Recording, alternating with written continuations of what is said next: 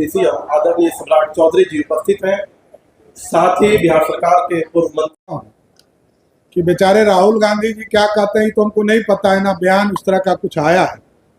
आपका बयान है इसलिए मैं बोल रहा हूं कि गैस का दाम आप पता कर लीजिएगा, जो 2014 में गैस का दाम था उससे कम ही आज का।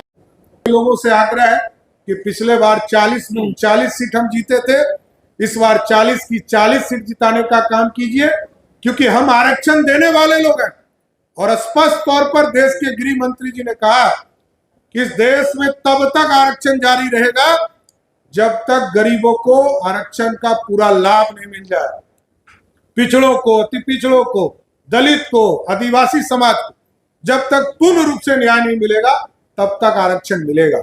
और दूसरे तरफ कैसे लोग हैं जो स्वयं पहले आरक्षण लेते हैं, फिर अपनी पत्नी को आरक्षण देते हैं, फिर अपने बेटा को आरक्षण देते हैं, फिर दूसरे बेटा जो अपनी पत्नी पर अत्याचार करता हो उस पर उसको आरक्षण देते हैं, फिर दूसरी बेटी को आरक्षण देते हैं। जब लोकसभा चुनाव हार जाते हैं तो अपनी बेटी को राज्यसभा भेजते हैं, और अभी तो दूसरी बेटी को भी सीधा विदेश से लाकर चुनाव में उतारने का काम किया। और अभी 5 हमारी बहनें इंतजार कर रही है कि लालू जी कब हमको विधानसभा का चुनाव का टिकट देंगे, उनके साथ न्याय कब होगा। भाजपा उनके साथ खड़ी है, उस 5 बहनों के साथ खड़ी है कि आपको जब तक न्याय नहीं मिलेगा तब तक आपके साथ खड़ा हूं।